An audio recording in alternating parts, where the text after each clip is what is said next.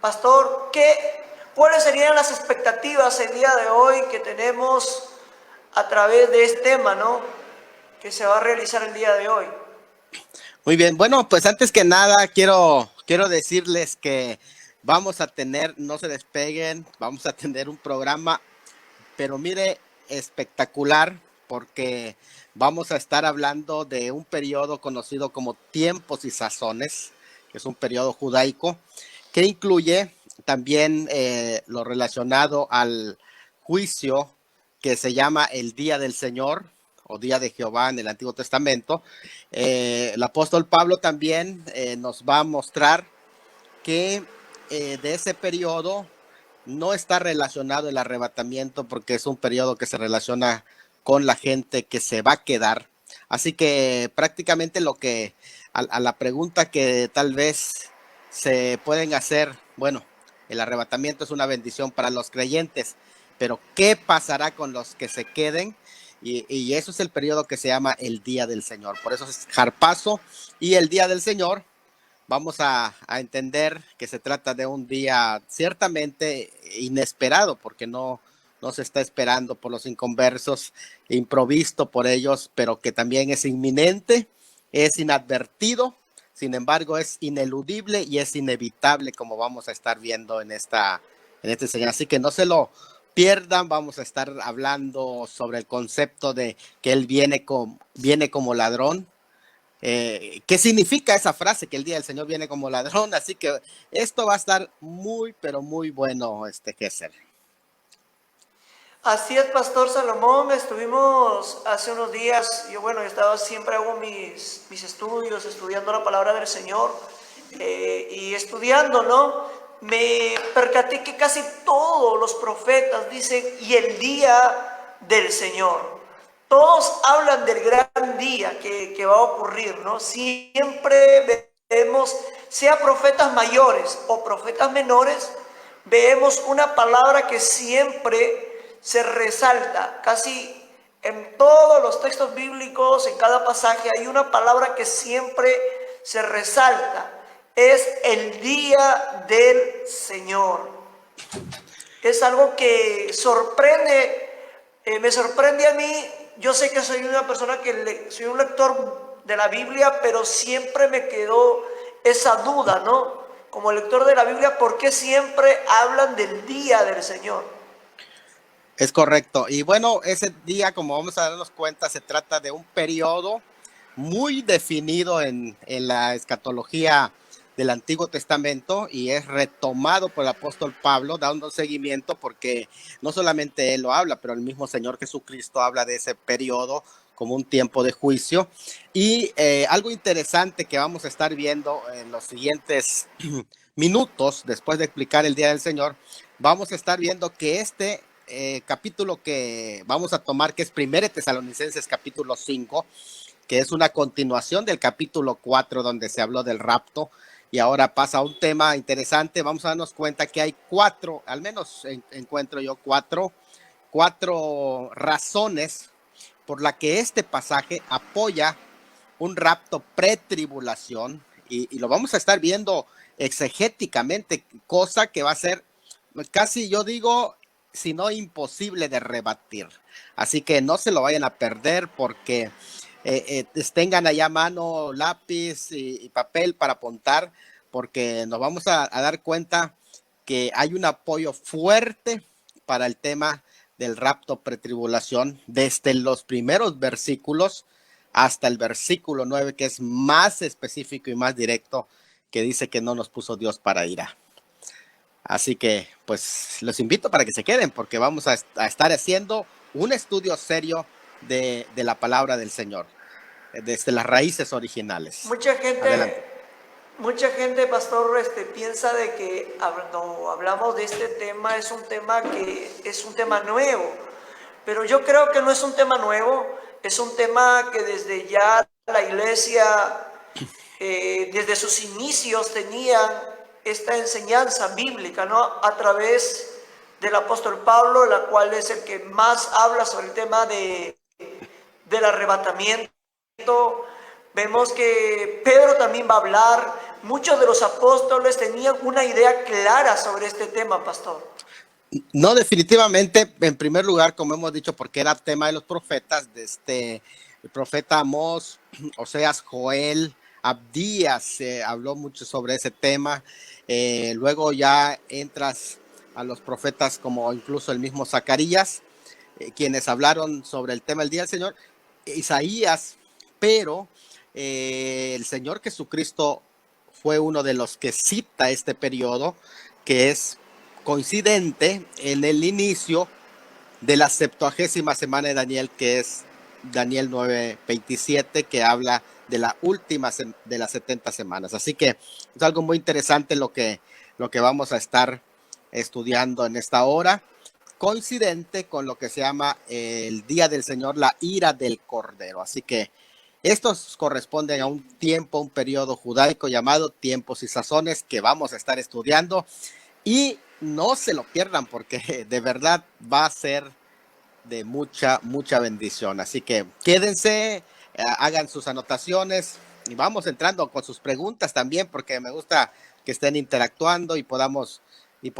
profundizar en el tema que está puesto ya en la mesa. Jarpazo y el Día del Señor.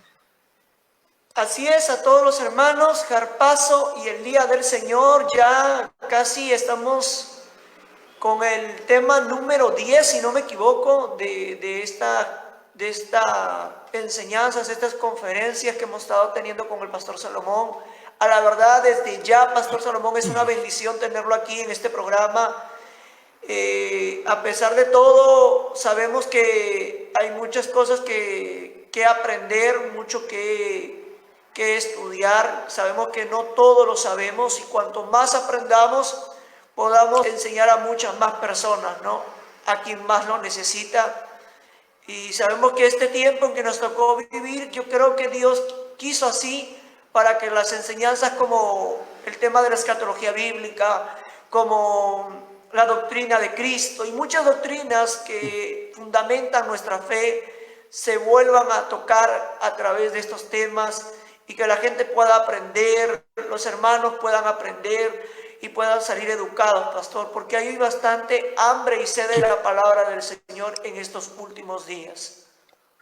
Es correcto, y también conocer cuáles son las promesas que Dios nos tiene hecho a nosotros y distinguirlas de las hechas para el pueblo de Israel, y también los periodos que corresponden a la iglesia y los periodos que corresponden netamente al pueblo judío. Esto es algo, pero muy importante. ¿Por qué? Porque si tú esperas al Señor como ladrón, entonces no has entendido cuál es la esperanza de la iglesia, porque la iglesia no le espera como ladrón, sino que ya le espera como el novio o el esposo, que es lo más correcto decir en el concepto bíblico. Le espera ya como el esposo que viene a buscar a su esposa. Eso es algo muy importante, y pues vamos a entrar pues en el estudio, Gesser. ¿Qué te parece? Amén, pastor. Vamos a orar y agradecer a Dios porque le tenemos aquí una vez más, Pastor Salomón, y de lleno nos vamos al estudio en estos momentos. Y a los que están aquí el día de hoy conectados, coméntenos, compartan, hagan sus preguntas conforme vayan escuchando este tema, vayan haciendo sus preguntas, para luego hacerle la pregunta al Pastor Salomón y para poder resolver sus inquietudes. Así es, vamos a orar el día de hoy. Padre Celestial, te damos gracias. Gracias por tener a tu siervo aquí una vez más. Gracias porque queremos, Señor, aprender. No lo sabemos todo, Señor, y queremos, Señor, ser instruidos a través de tu palabra. Ayúdanos, abre la mente y el corazón de mis hermanos. Si hay alguna duda, Señor, quita esa duda, esa inquietud en esta hermosa noche, Señor Jesús. Amén y amén. Aleluya. Bueno, vamos a leer la palabra del Señor en Primera de los Tesalonicenses, la carta del apóstol Pablo a los Tesalonicenses, capítulo 5, del versículo 1 al 9. Yo ya lo tengo listo y si usted todavía no lo tenga listo, si no lo tiene listo, misericordia, hermano. Tiene que correr por su Biblia y leer juntamente con nosotros. Desde ya, los que ya están comentando, Dios me lo bendiga a cada uno de ellos, a mi hermana Mercedes Vázquez, Fernando Tique, desde Colombia, y bendiciones, dice Pastor Salomón, a todos mis hermanos que ya se están uniendo el día de hoy a esta transmisión. Amén. Vamos a leer la palabra del Señor. Amén. En 1 Tesalonicenses capítulo 5, versículo 1 al 9. Y dice la palabra del Señor: pero acerca de los tiempos y de las ocasiones no tenéis necesidad, hermanos, de que yo os escriba, porque vosotros sabéis perfectamente que el día del Señor vendrá así como ladrón en la noche. Que cuando digan paz y seguridad, entonces vendrá sobre ellos destrucción repentina, como los dolores a la mujer encinta, y no escaparán. Mas vosotros, hermanos, no estéis en tinieblas, para que aquel día os sorprenda como ladrón. Porque todos vosotros sois hijos de luz e hijos del día. No somos de la noche ni de las tinieblas. Por tanto, no durmamos como los demás, sino velemos y seamos sobrios. Pues los que duermen de noche duermen, y los que se embriagan de noche se embriagan. Pero nosotros que somos del día, seamos sobrios, habiéndonos vestido con la coraza de fe y de amor, y con la esperanza de salvación como yelmo. Porque no nos ha puesto Dios para ira, sino para alcanzar salvación por medio de nuestro Señor Jesucristo. Pastor Salomón, desde ya dejamos con usted esta ponencia y que Dios le dé las palabras indicadas para esta enseñanza y que Dios lo siga usando, Pastor Salomón. Muchas gracias, Gesser. Pues vamos, es el capítulo 5 de 1 Tesalonicenses. Prácticamente estamos hablando de una continuación de la exposición anterior, que se habló de la cronología del Carpazo basado en 1 Tesalonicenses capítulo 4, y nos concentramos ya de lleno en este pasaje, porque este pasaje creo yo que apoya contundentemente un rapto pretribulación debido a 4 razones que contienen este pasaje. En primer lugar, porque el arrebatamiento de la iglesia no es el tema relacionado con el periodo al que hace referencia aquí, conocido como tiempos y sazones, que son el día del Señor, o una referencia a lo que va a suceder en el programa llamado el día del Señor o el día de Jehová, que vamos a estar hablando, sino que hay una diferencia grande entre ese programa, ese periodo que es para Israel, y el periodo que es para la iglesia, que es el arrebatamiento de la iglesia en el cual estamos nosotros viviendo, mencionado en el capítulo 4 de 1 Tesalonicenses. Además, porque el día del Señor, en su fase de juicios, es para lo que le llama en el pasaje expresado en pronombres de no para nosotros, hermanos. La palabra nosotros es importante, y se hace una distinción con a ellos. Ellos son los que son sorprendidos, no nosotros, hermanos, que aparecen en los versículos 2 al 4. Es importante ver los pronombres, en qué tiempo y a qué personas está refiriéndose ese pasaje, y nos damos cuenta que el día del Señor no es para la iglesia, sino que es un periodo de tiempo exclusivamente para los inconversos, los incrédulos. Pero además nos vamos a dar cuenta que los juicios caen en un periodo de tinieblas para los que están de noche, no para los que son del día. Esto es algo muy interesante, lo vamos a estar hablando cuando empecemos a darnos cuenta que el periodo de los que son de día es ahora que estamos en el día de gracia, y que la noche es precisamente un momento de tinieblas que coincide con el día del Señor, que es tiempo de tinieblas. Y en cuarto lugar, porque declarativamente en el versículo 9 dice, porque Dios no nos puso para ira. Y eso lo vamos a explicar a qué está haciendo referencia esa expresión de ira. Ahora, vamos pues a entrar a desglosar todas estas cuatro argumentaciones del pasaje, en el que se exenta claramente a la iglesia del periodo de la ira escatológica, que está respaldada por las cuatro razones que vimos. En primer lugar, decimos que la iglesia no va a estar en ese periodo porque el arrebatamiento en el capítulo 5 de 1 Tesalonicenses no es el tema relacionado a ese periodo. Y eso lo podemos probar en el versículo 1 del capítulo 5, que dice así: porque acerca de los tiempos y las ocasiones. Es interesante cuando hablamos de esa expresión, aunque Pablo, recuerden que está continuando un análisis de la parusía del Señor. Está continuando ese análisis que comenzó en el capítulo 4, versículo 13. Ahí comenzó su análisis y ya lo hemos visto en la primera parte.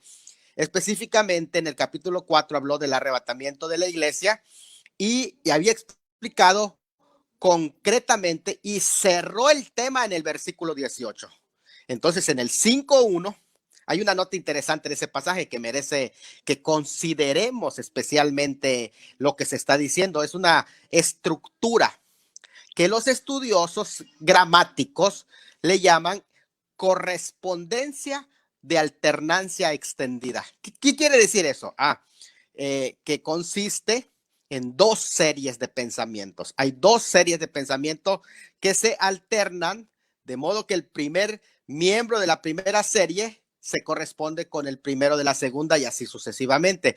¿Cuáles son esas dos series? Bueno, la primera serie es 4:13 al 18, donde la parusía especifica lo que va a suceder en el arrebatamiento. Y la segunda serie está en el capítulo 5, versículos 1 al 9. Esa es la segunda serie, son dos series.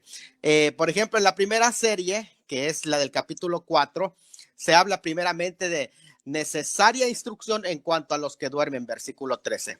Luego, primera razón, porque Dios los resucitará por medio de Jesús, 4:14. En esa estructura hay una segunda razón, que es porque los que quedaron no precederán a los que durmieron, versículo 15. La tercera razón, porque ambos grupos han de ser arrebatados juntamente con ellos.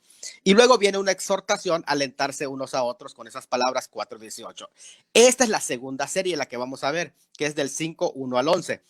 En la primera no es la primera afirmación, inciso A, no es necesaria la instrucción en cuanto a los tiempos y sazones. Luego B, la primera razón, porque el día del Señor sorprenderá a los malvados, pero no hacia los hijos de luz. La segunda razón es porque no nos ha puesto Dios para ira, sino sea que velemos o durmamos, somos del Señor. Y luego hay una conclusión en el 11, palabras de aliento, por lo cual animaos unos a otros, dice el 11. Así que nos damos cuenta que es una misma estructura en esa hermosa forma de que contrasta los dos acontecimientos, pero una está relacionado con la iglesia del capítulo 4, 13 al 18, y la otra del 5:1 al 11 está relacionado con los incrédulos o los que viven en tinieblas.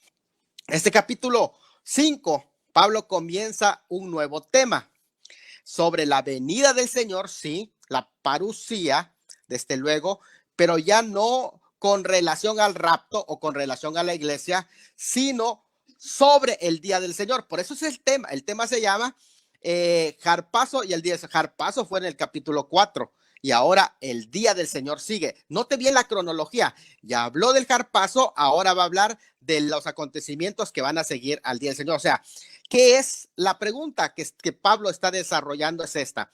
Si el harpazo, el arrebatamiento, es una esperanza bienaventurada y salvación de los creyentes, ¿qué va a pasar con aquellos que se pierdan el arrebatamiento? Y entonces describe el capítulo 5. Entonces nos vamos a dar cuenta entonces que lo que les va a pasar a ellos, que les va a sobrevenir o les va a caer encima, porque eso es lo que significa, les sobrevendrá, les caerá encima el día del Señor. Y de hecho, cuando usa la frase, pero acerca de, el griego es peride, acerca de, nos está indicando que hay una nueva línea de pensamiento o un nuevo tema, que es así el estilo de Pablo incluso en Corintios. Está diciendo, este es un nuevo tema, ya dejamos el harpazo, ahora vamos a hablar del día del Señor. Eso para que no lo confundan. Por eso les dice, peride, acerca de. Ese es el nuevo tema. Si para los creyentes gentiles o judíos el arrebatamiento es la esperanza, entonces, ¿qué significa para los incrédulos, sean judíos o gentiles, que se lo perdieron? Pues la venida del Señor para ellos significa el inicio de un periodo que se conoce como tiempos y sazones. Aquí me voy a detener porque voy a explicar tiempos y sazones, que en el griego es cronos y kairos. Cronos y kairos. Ton cronon kai ton kairón, que quiere decir los tiempos y las ocasiones. ¿Qué quiere decir esto de los tiempos y las ocasiones? Mire, para que tengamos una idea, tenemos que ir a la lengua hebrea. ¿Por qué razón? Porque esta expresión de tiempos y sazones es un periodo tan conocido por los discípulos porque eran judíos. ¿Pero por qué? Porque en el hebreo la palabra cronos, tiempos, es et, que quiere decir un tiempo específico. Et es una E y una T. Tiempo específico como un día, estación, hora, época, mediodía, una tarde, una mañana, algo específico es el tiempo.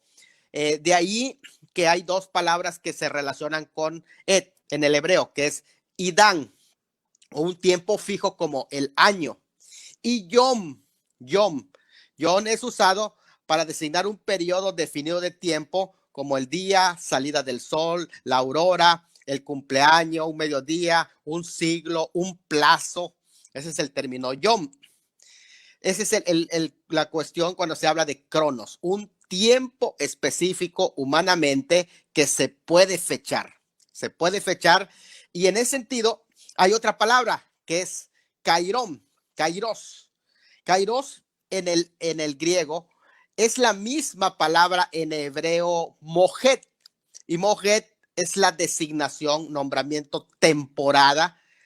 Cuando hablamos de, por ejemplo, de primavera, verano, otoño, invierno, y también puede referirse a una festividad, un moed, un festival o una fiesta, una reunión festiva, un día de fiesta. Puede referirse a una señal, a una solemnidad, y se traduce como ocasiones. Así que estamos diciendo que moed aquí prácticamente tiene relación con las fiestas judías. Las fiestas judías que ya sabemos que son las fiestas de primavera, que prácticamente tuvieron un cumplimiento en la primera venida de Cristo. ¿Cuáles? Bueno, pues la fiesta de la Pascua, que son las fiestas de primavera, tienen que ver con la primera venida. La fiesta de la Pascua o el Pesaj, también la fiesta de los primeros frutos y la fiesta prácticamente de los panes sin levadura. Pascua, panes sin levadura y primeros frutos, que se cumplieron en la primera venida del Señor Jesucristo, cuando exactamente muere, es sepultado y resucita al tercer día. Ahí se cumplen las fiestas de primavera y coinciden exactamente en ese calendario. Nosotros, si lo vemos desde esa perspectiva, prácticamente a partir de que vino el día de Pentecostés, se inaugura un periodo de tiempo que estamos en el Pentecostés, que es el periodo de la iglesia del Espíritu Santo, y que prácticamente va a concluir sin fecha. ¿Por qué sin fecha? Porque es inminente. Ya no tiene que ver con las fiestas judías ya. Este periodo es para la iglesia, es un periodo que es insertada la iglesia aquí, que prácticamente va a concluir cuando la iglesia sea quitada de en medio.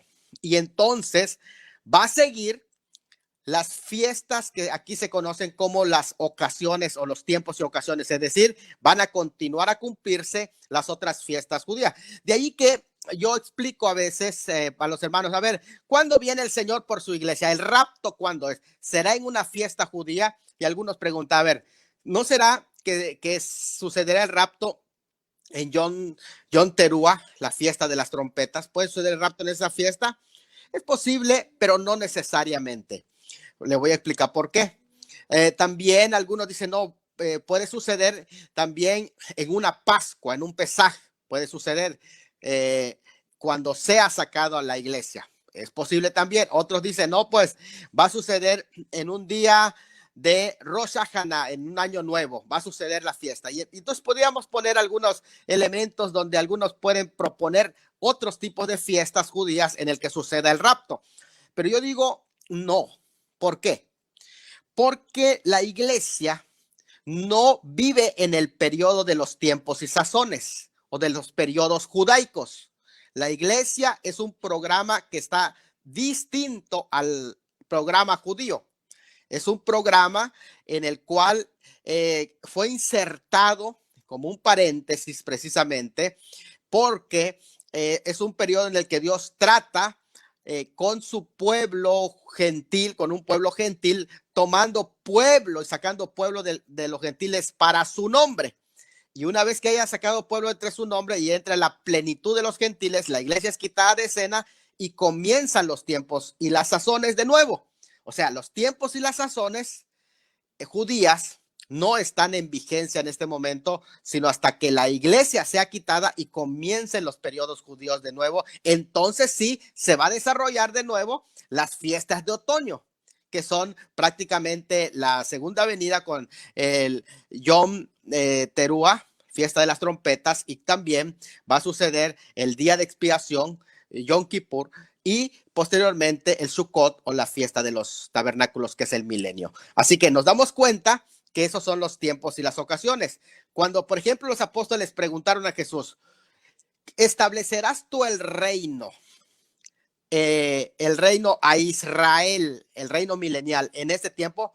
No les respondió a que ellos estaban mal porque no iba a establecer el reino. No.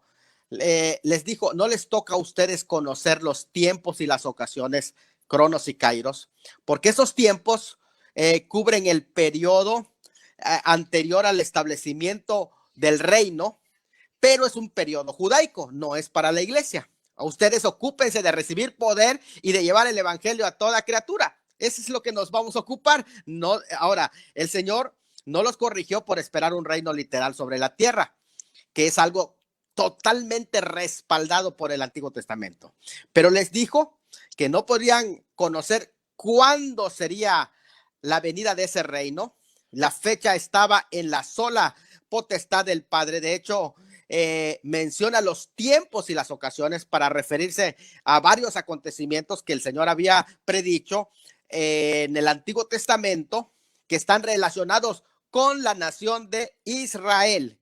Y desde un trasfondo judío, los discípulos que venían de allá sabían que esa expresión hace referencia a los días antes del establecimiento del reino milenial, cuando se desatarían las señales de la venida del reino, que estarían contenidas, incluyendo los ayes mesiánicos, que son del periodo de la gran tribulación, que corresponden a las semanas 70 de Daniel. Así que podemos decir que Pablo en este capítulo 5 no les explica esto con detalle. No habla de los tiempos y las ocasiones con detalle. ¿Por qué no se explica con detalle? ¿Por qué Pablo, por ejemplo, no? A ver, vamos a hablar de profecía y vamos a ver qué dice Yom Teruah, o vamos a ver qué dice Yom Kippur, o vamos a ver qué dice Sukkot, qué significa, cuál es la interpretación. No lo hace, en primer lugar, porque ya el Antiguo Testamento se había ocupado de hablar de estos temas, de los tiempos y ocasiones, Cronos y Kairos, que son los Moedim. ¿Qué es interesante aquí? Lo que le está diciendo prácticamente en este pasaje es, no les toca a ustedes. O sea, no tengo necesidad de hablarles de los tiempos y las ocasiones por dos razones. Porque ya está escrito en el Antiguo Testamento. Y segundo, porque nosotros como iglesia no vamos a pasar por ese periodo. Así que ni se ocupen, porque a ustedes no les va a afectar. Eso es lo que les está diciendo. O sea, ¿qué quiere decir? Bueno, pues podemos entender que eso ya había sido revelado, pero ¿por qué si les habló del rapto anteriormente? Pues porque eso no había sido revelado en el Antiguo Testamento, y esa es la razón porque el apóstol Pablo dice en 1 Corintios 15:51, os digo un misterio cuando habla del rapto, porque no fue algo que habían enseñado los profetas del Antiguo Testamento, pero sí los apóstoles, en específico Pablo. Prácticamente sabían ellos sobre estos tiempos. Lo que no sabían es la fecha de cuándo iban a acontecer los tiempos y sazones. Eso sería inminente. De hecho, en Hechos 1:7 afirma que esos tiempos los puso el Padre en su sola potestad. Fíjate, los tiempos y las ocasiones judías los puso el Padre en su sola potestad de cuándo iban a tener ese cumplimiento literal en la parucía. Así que vosotros sabéis perfectamente, fíjate, ¿por qué les dice eso? ¿Qué es lo que sabían perfectamente? Lo que sabían perfectamente es que ellos sabían que no se le puede poner fecha para cuándo va a cumplirse los tiempos y ocasiones. No se les puede poner fecha a los tiempos y las sazones. Entonces, pero ellos sabían perfectamente eso, que no se le puede poner fecha. ¿Por qué? Porque el Señor les enseñó que el Padre puso la fecha en su sola potestad. Pero ¿por qué no? Porque para que puedan acontecer los tiempos y las sazones, primero tenía que suceder el rapto. Y una vez pasado el rapto, entonces sí, en cadena se iban a cumplir todos los tiempos y las ocasiones fechadas en las festividades judías para el pueblo de Israel, porque entonces empezaría a cumplirse los periodos para el pueblo de Israel. De hecho, hay muchos pasajes de la Escritura en donde se muestran los tiempos, cómo deben de cumplirse. En este momento no me voy a ocupar de explicarlos, pero sí entendemos que cuando hablamos de tiempos y sazones, dejamos claro que se trata de un periodo primariamente de carácter judío, en el que Dios va a reanudar sus tratos con Israel, porque ya la iglesia no está. Es decir, llegó la plenitud de los gentiles y comienza el trato para Israel.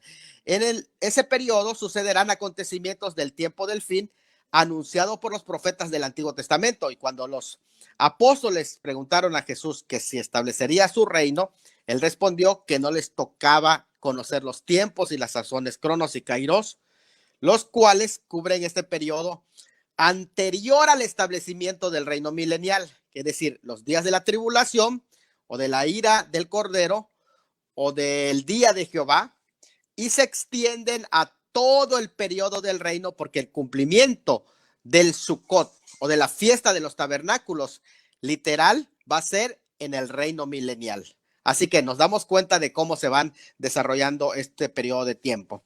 Así que, ya dicho esto, podemos decir que no necesitaba escribirle acerca de ese tema del Cronos y Kairos, y las dos razones son que dijimos, el Antiguo Testamento ya había hablado de ello, a diferencia del rapto que no menciona el Antiguo Testamento. Y segundo, porque no era de la incumbencia de la iglesia. Por eso le dijo, no tengo necesidad. Aparte, no es de su incumbencia. Si ustedes, ¿qué les preocupa? Si ustedes saben perfectamente que no les va a tocar a ustedes saber los tiempos y las sazones. No les va a tocar, así que estén tranquilos. Ustedes lo que tienen que ocuparse es de velar, porque el esposo viene por su esposa. Eso sí, nos tiene que tocar. Entonces, los tiempos y las sazones, vuelvo a reiterar, inician con el día del Señor, ya anunciado como el día de Jehová en Isaías 2:12, en Joel 2:10, en Sofonías 1:14. También el Nuevo Testamento habla de este periodo en varias ocasiones. Tanto el Señor Jesucristo como el apóstol Pedro menciona este periodo, como Apocalipsis. Juan en Apocalipsis también habla del día del Señor, que es un periodo que se extiende desde los juicios de la tribulación, pasa hasta el fin de la gran tribulación, el establecimiento del reino mesiánico, y se va hasta el día de Dios, cuando son destruidos los cielos y la tierra actuales. Acuérdense que los cielos y la tierra que existen ahora, en el día del Señor, durante ese periodo del día del Señor, va a suceder en el día de Dios, que es dentro de ese periodo. Es importante porque no es un periodo de 24 horas, como vamos a ver. Así que Cronos se refiere a momentos de tiempos como los va señalando el reloj. Es un cronómetro de tiempo gentil, en tanto kairos se refiere a las ocasiones fechadas en el calendario judío que escatológicamente esperarán su cumplimiento. Hasta allí estamos bien. Primer punto que hemos reafirmado, que debido a que no es un tema el arrebatamiento de la iglesia allí, no está tocando el tema del arrebatamiento, sino que está hablando de los tiempos y las ocasiones. Por lo tanto, el arrebatamiento se da a entender que ya sucedió en el capítulo 4. Muy bien, vamos a mi segundo argumento. Mi segundo argumento es, ¿por qué creo que es un rapto pretribulación? Porque el día del Señor, en su fase de juicio, es para los que le llama ellos, no para nosotros, hermanos. Vamos a ver 2 al 4, en donde dice de la siguiente manera, porque vosotros, note bien esa frase, porque vosotros, es interesante, sabéis perfectamente que el día del Señor vendrá así como ladrón en la noche, que cuando digan paz y seguridad, entonces vendrá sobre ellos destrucción repentina como los dolores en la mujer en cita y no escaparán. Mas vosotros, hermanos, no estáis en tinieblas. Hay una diferencia entre a los que va a sorprender el día del Señor, porque algunos dicen, el rapto es el día del Señor. No, el rapto no es el día del Señor. El día del Señor sorprende a los inconversos, pero a nosotros no. ¿Por qué? Porque no estamos esperando el juicio del día del Señor, sino que estamos esperando al Señor mismo, al Salvador. Ahora, esto es interesante porque a ellos se les dice, pero nosotros, hermanos, y cuando dice el versículo 4, pero nosotros, hermanos, está haciendo la diferencia entre los que se encontrarán en el día del Señor y nosotros. Ahora, dije anteriormente, recuerden, los tiempos y las sazones coinciden con el día del Señor. Es un periodo en el que incluye el día del Señor y significa el día del Señor, no un periodo de 24 horas. Por favor, vamos a ser más profundos en esto, porque el día del Señor no es un periodo de 24 horas, sino que es el día cuando el Señor interviene públicamente en los asuntos humanos. Es decir, se trata el turno de Dios. El hombre ya ha tenido su cronos, ya ha tenido su tiempo.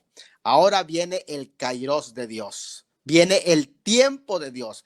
El tiempo ya cuando Dios se organiza para intervenir. Ese es el día del Señor, cuando el cronos de Dios empiece a ya trabajar. Así que estamos en un tiempo que se detuvo el reloj profético de Dios.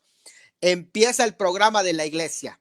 Pero cuando el cronos de Dios vuelva a hacer su tic-tac, el cronos de Dios, los sazones de Dios, que son para el pueblo de Israel, entonces eso da inicio al día del Señor. Eso es importante que lo entendamos, porque ya el hombre, dije, tuvo su día. Al mencionar aquí Pablo la frase día del Señor, todos los oyentes y sobre todo los discípulos recordaban las instrucciones dadas por el Señor para la semana septuagésima, la semana 70, en Mateo 24:42 y Lucas 17:24, donde les habló de ese periodo. Y ya no les quedaba duda a los oyentes que estaban hablando de qué. Por eso les dice, sabéis perfectamente que el día del Señor vendría. Qué interesante la palabra vendrá. El día del Señor viene, dice. La palabra viene es erchetai, que es un tiempo presente profético futurista, si se le conoce. ¿Qué quiere decir erchetai? Está viniendo, o sea, el día del Señor está viniendo, está viniendo, está viniendo. Es impresionante eso cuando dice, el día del Señor está viniendo y en cualquier momento va a llegar, está viniendo, o sea, no ha dejado de venir todo el tiempo. Por eso viene, está viniendo, viene o está viniendo como ladrón. Por tanto, no se refería al rapto aquí, pero se refiere a un periodo de juicio que está viniendo sobre los incrédulos. Y hay 7 pasajes que hablan directamente cuando se dice que viene como ladrón, o cuando menos lo esperan, él va a aparecer. Y cuando dice que viene como ladrón, para los que no le están esperando. ¿Para quién viene como ladrón el día del Señor? Para los que no le están esperando. Así que el día del Señor no viene para la iglesia, sino viene para los que no están esperando al Salvador. Si no estás esperando al Salvador, agárrate porque viene su día. Entonces, el día de juicio. Si no estás esperando al Salvador, viene para ti el día del juicio. Y hay por lo menos 7 pasajes que hablan directamente que a quienes viene como ladrón. Por eso les digo, para la iglesia no viene como ladrón. ¿Por qué no viene como ladrón? Porque a los que viene como ladrón son para los que no le están esperando. Y lo podemos probar. Por ejemplo, en Mateo 24:43 dice así: pero sabed esto, que si el padre de familia supiera a qué hora el ladrón ha de venir, velaría y no dejaría minar su casa. Es una advertencia para la segunda venida, pero no para el arrebatamiento. ¿Por qué? Porque Mateo 24 no habla del arrebatamiento, no habla de la venida del esposo por su esposa o del novio por su novia, que lo más correcto es esposo por su esposa, sino que habla de su venida como ladrón. Recuerden eso. Mateo 24 no habla de la venida del esposo por su esposa, sino viene de la venida de Cristo como ladrón, es decir, su segunda venida sobre los incrédulos. Ahora, en segundo, pero sabe, es Lucas 12:39. Pero sabes, si supiera el padre de familia a qué hora el ladrón ha de venir, velaría ciertamente y no dejaría minar su casa. En el mismo contexto. Porque vosotros sabéis perfectamente que el día del Señor vendrá así como ladrón en la noche, que es 1 Tesalonicenses 5:2, y el griego dice viene, es decir, está llegando como ladrón en la noche, está viniendo como ladrón en la noche, que el juicio es seguro. Dice, más vosotros, hermanos, no estáis en tinieblas, para que aquel día os sorprenda como ladrón. Primera de Tesalonicenses 5:4, que es ese mismo contexto. Se refiere también a ese periodo, no al rapto. Pero el día del Señor vendrá como ladrón en la noche, en el cual los cielos pasarán con gran estruendo. El día del Señor vendrá en su inicio como ladrón en la noche, pero en ese periodo de tiempo, al final, los cielos pasarán con grande estruendo, no en el día del rapto ni en el día de la gran tribulación, sino que durante ese periodo al final pasarán los cielos con grande estruendo, y la tierra y las obras que en ella hay serán quemadas, y eso será al final de ese periodo que se extiende por todo el milenio, y después del milenio sucede esto que aparece aquí. Pero todo ese periodo se considera el día del Señor. Por lo tanto, es el mismo periodo llamado tiempos y las ocasiones, solo que desde otra óptica. Son el mismo periodo desde otra óptica. Acuérdate pues de lo que has recibido y oído, y guárdalo y arrepiéntete, pues si no velas, vendré sobre ti como ladrón. Nota bien, quiere decir que no es para la iglesia, porque si vela la iglesia, si la iglesia está velando, no viene como ladrón sobre ella el día del Señor, porque si la iglesia está velando, viene como esposo por su esposa. Eso es algo muy importante, porque si no velas, no sabrás a qué hora vendré sobre ti. He aquí yo vengo como ladrón, hablando de la segunda venida de Cristo. Bienaventurado el que vela y guarda sus ropas, para que no andes desnudo y vean su vergüenza. Apocalipsis 16. Así que la segunda venida como ladrón en la noche es un evento que prácticamente afecta a los impíos, aquellas personas que rechacen al Hijo de Dios y no a los creyentes. Es importante que se entienda que lo que aquí se está diciendo es precisamente que solo son sorprendidos como ladrón por el día del Señor los impíos. En otras palabras, todo quien viva en tinieblas y pecado va a ser sorprendido por el día del Señor como ladrón. Y esto es algo muy importante que debemos de saber acerca de toda esta temática que estamos hablando. O sea, la frase día del Señor, que dice día del Señor viene, es importante.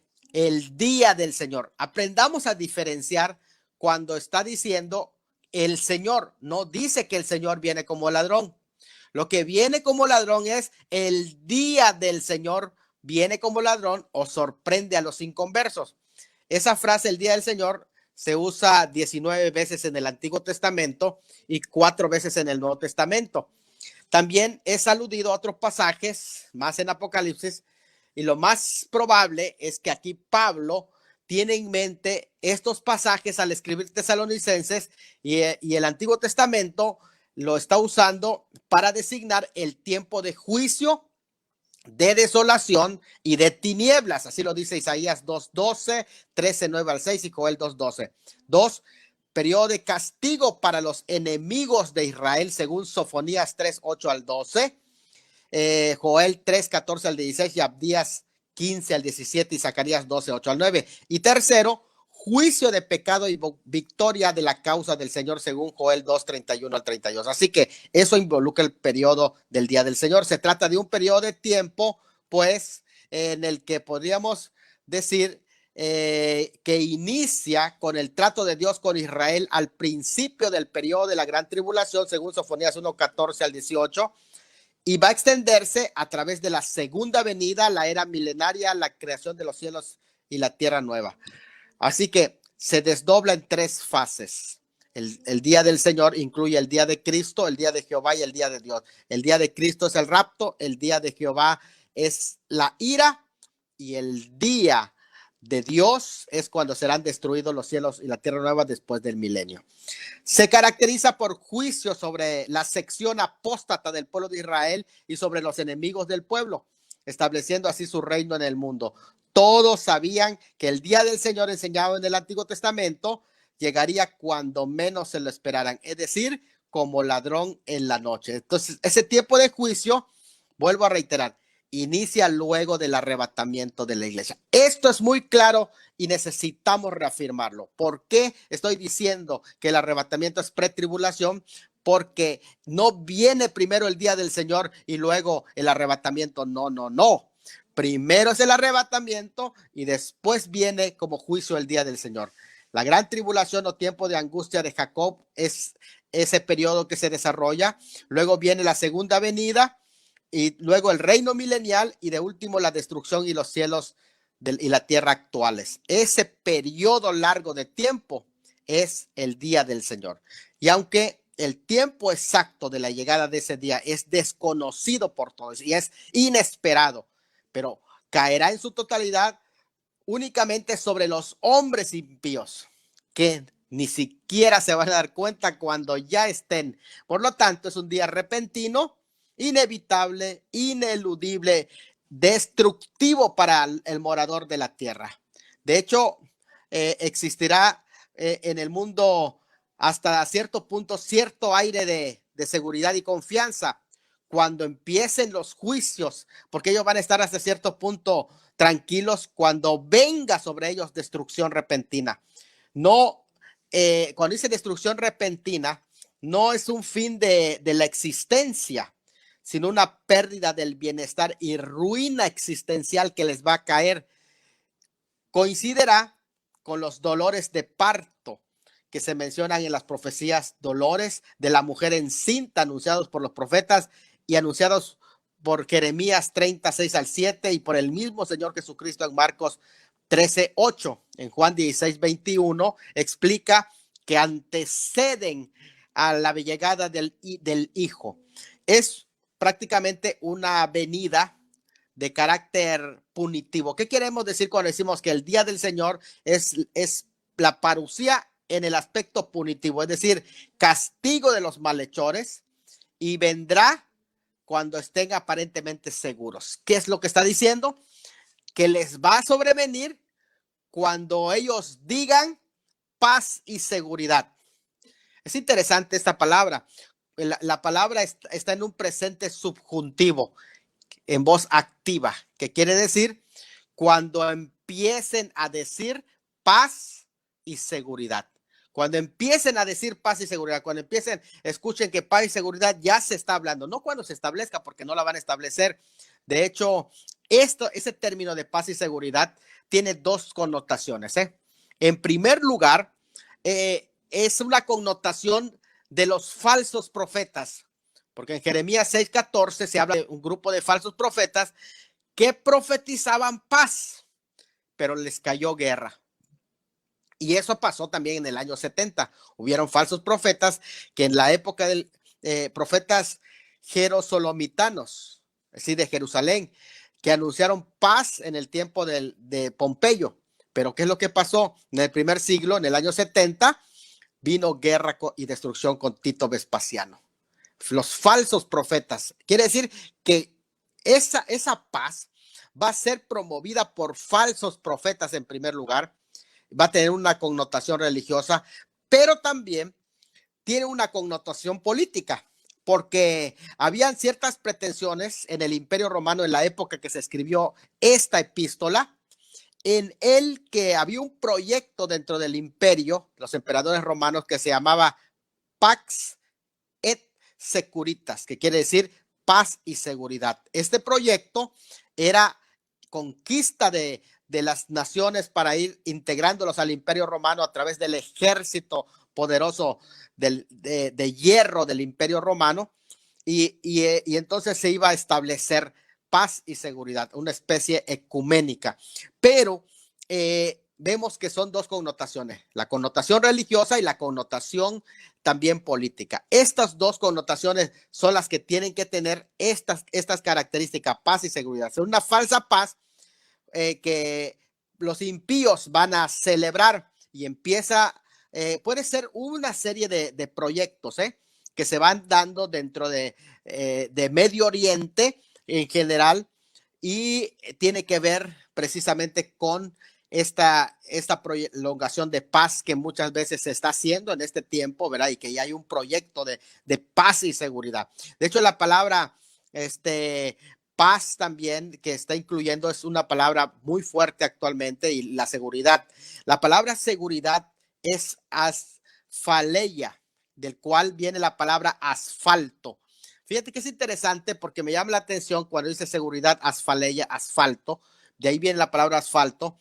Y tiene que ver, o sea, lo que nos recuerda es lo sucedido en Babel, que ellos construyeron, y para construir usaron, en lugar de la brea, en la mezcla, usaron asfalto para construir un falso imperio. Y por lo tanto, la seguridad va a ser la seguridad de las fronteras para querer construir un falso imperio. Esto es algo muy interesante que se puede dar en eso. Y cuando eso suceda, ¿qué es? A mí me llama mucho la atención. Cuando menos lo esperen, entonces ya tienen paz y seguridad, hablado, charlado. En ese sentido, les va a sorprender destrucción repentina. La palabra destrucción repentina que en 1 Tesalonicenses 1:9 se utiliza como eterna destrucción o destrucción repentina, que está relacionado con el tema también del periodo de la gran tribulación. Esa destrucción repentina es una destrucción sorpresiva, del cual el Señor Jesucristo, cuando habló del inicio del periodo de la gran tribulación en Lucas 21:34, precisamente también cita esa palabra que de la destrucción que sobrevendrá a la tierra. En Lucas 21:34 también habla de esa destrucción repentina que es durante el periodo de la gran tribulación. Esto es interesante lo que va a darse, porque cuando la iglesia sea quitada, viene el rapto, entonces dicen paz y seguridad, ya, y empieza ese proyecto de paz y seguridad, y inmediatamente después de eso viene lo que se llama aquí destrucción repentina. ¿Qué es eso de destrucción repentina? Que en 1 Tesalonicenses 1:9 Pablo también le llama eterna destrucción. Es a lo sucedido en el periodo de la gran tribulación, según Lucas 21:34, lo declara de la siguiente manera: mirad también por vosotros mismos que vuestros corazones no se carguen de glotonería y embriaguez y de los afanes de la vida, y venga de repente sobre vosotros aquel día. ¿Qué es la destrucción repentina? Que vendrá de repente, vendrá aquel día para los sorpresivos que los va a tomar la parucía a los pecadores, viene sobre ellos, y juntos dan la idea inevitable de una ruina total, es decir, pérdida de todo valor a la existencia de lo que ellos valoraban con anterioridad. O sea, les va a quitar aquello que para ellos era de valor. en un momento se va a hacer añicos. Esto es interesante porque de acuerdo a Lucas 17, 28 y 29, donde se expresa qué es lo que va a preceder a esta destrucción repentina y con qué será esa destrucción repentina. Vamos a leerlo. Lucas 17, 28 al 29. Ahí se dice qué es antes de la destrucción repentina y con qué va a ser la destrucción repentina. Lucas 17, 28 al 29. Asimismo, como sucedió en los días de Lot. Es interesante que utiliza esta ilustración porque ya le expliqué la otra vez que la ilustración de Noé representa a Israel, pero cuando se habla de la ilustración de Lot, representa a la iglesia, como sucedió en los días de Lot. Comían, bebían, compraban, vendían, plantaban y edificaban, hacían su vida materialista normal. Mas el día en que Lot salió de Sodoma, escúchelo bien, el día que Lot salió, que Lot representa a la iglesia, y el día que Lot salió de Sodoma, llovió del cielo fuego y azufre y los destruyó a todos. Eso destruyó, la palabra destruyó allá, que es la misma que se utiliza para destrucción repentina. Es interesante que ahí la palabra destruyó, después de que Lot salió, llovió fuego y los destruyó a todos. La palabra que les destruyen, le hacen añicos, son todas las expectativas que ellos tenían. O sea, que el día que Lot salió de Sodoma, llovió del cielo fuego y azufre y los destruyó a todos. Está relacionado con el tratado de paz y seguridad aquí. O sea, habiendo hecho un tratado de paz y seguridad, cuando digan paz, viene guerra, viene destrucción repentina. O sea, lo que los tratados, ese tratado de paz va a hacer, no es diseminar la guerra, la paz, no, sino es levantar a las naciones en guerra, porque va a haber inconformidad y va a haber explosiones que aquí se menciona que como fuego y azufre. O sea, viene destrucción repentina. Eso es lo que está diciendo ese pasaje. O sea que cuando la iglesia sea quitada, Lot salió, viene el tratado de paz y seguridad y entonces ya destrucción repentina sobre ellos, como los dolores en la mujer encinta. Es decir, lo que está diciendo es interesante que aquí, como los dolores a la mujer, la frase para el embarazo que está usando, pero tiene que ver con el vientre, o sea, los dolores que vive el vientre. La frase aquí está confirmado que los tiempos y sazones se refiere a los ayes que preceden a la inauguración del reino mesiánico, que son llamados, fíjate que es interesante porque en la literatura hebrea, ese periodo que es tiempos y sazón, ese periodo de dolores de la mujer encinta es conocido en hebreo como Eblo Sel Mashiach. Eblo Sel Mashiach, que quiere decir dolores de parto del Mesías, es decir, del alumbramiento del Mesías. ¿Qué lo vive? La mujer encinta. En este caso, la mujer encinta es Israel. O sea, cuando Israel empiece a vivir estos dolores es porque ya llegó el tiempo de los dolores del Mesías, es decir, ya va a nacer el Mesías, ya va a llegar el nacimiento de ese periodo mesiánico, está a punto de suceder. Eso es lo que significa. Por lo tanto, decimos abiertamente que no se trata de la iglesia no va a estar, porque el pasaje lo dice, y no escaparán de ningún modo. ¿Qué quiere decir? Da a entender una negación completa, de ningún modo se van a salvar. Y o sea, está diciendo, no hay escape. Destrucción viene súbitamente de sorpresa y no habrá escape.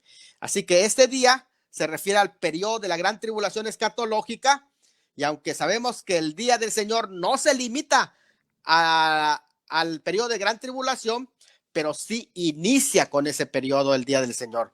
Será día de ira para el mundo perdido, pero no para nosotros. No tenemos de qué preocuparnos, porque no peligramos, porque no somos de la noche. Hay diferencia entre ellos y nosotros.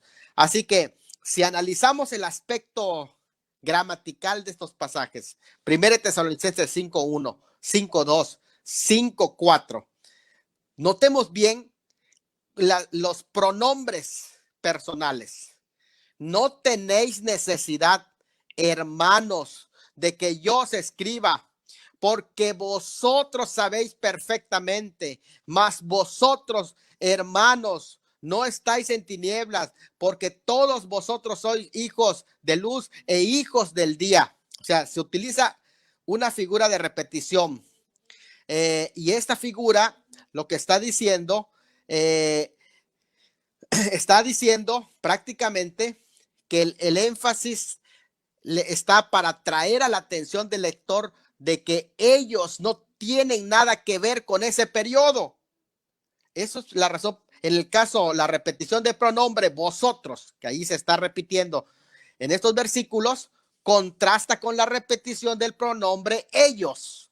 Vosotros es una cosa, ustedes, ellos es otro pronombre, y una vez explícito y dos veces implícito, ellos.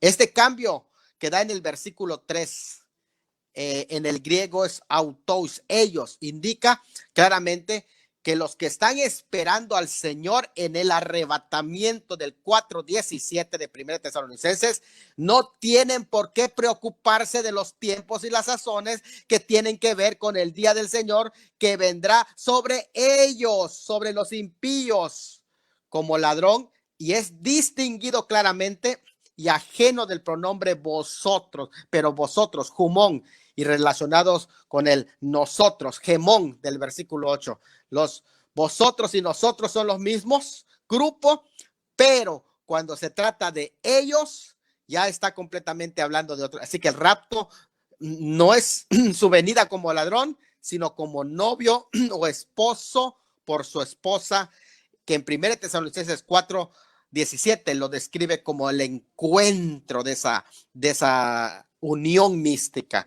Así que, bueno, ¿qué les parece si antes de explicar los otros dos puntos, dejamos un lugar a preguntas? Si hay preguntas hasta acá, podemos abrir espacio para preguntas y después explicamos los otros dos puntos finales. Adelante.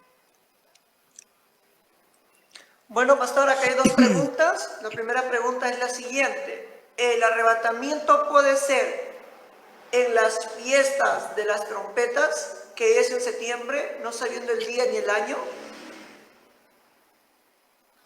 Bueno, ya he explicado claramente que los tiempos y las sazones, que son las festividades de los Moedim, son exclusivamente periodos judaicos. Ya los he explicado, y que no tienen relación con el arrebatamiento de la iglesia, que es inminente. Ahora, tampoco eso evita a que no se den cualquier día, y que puede darse en alguno de esos días, pero no es una necesariedad que se dé, porque recuerden que la iglesia es un grupo muy aparte del grupo judío y del grupo gentil.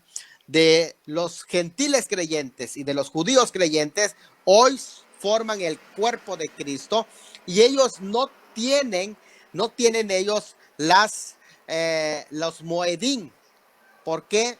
Porque la iglesia gentil es un periodo de tiempo en el que el Señor, de acuerdo a Hechos capítulo 15, está formando de entre los gentiles mayormente un pueblo para su nombre, que hoy es el cuerpo de Cristo, y cuando sea arrebatado se convertirá en la esposa del Cordero. No tiene que ver, no es una necesariedad que sea en una fiesta, porque recuerden que los tiempos y las sazones judías van a comenzar después que suceda el arrebatamiento de la iglesia. Lo que sí nos dice es que toda la preparación que se está viendo en Israel para la observación de las fiestas indica de que el tiempo está cerca, y en cualquier momento nos vamos.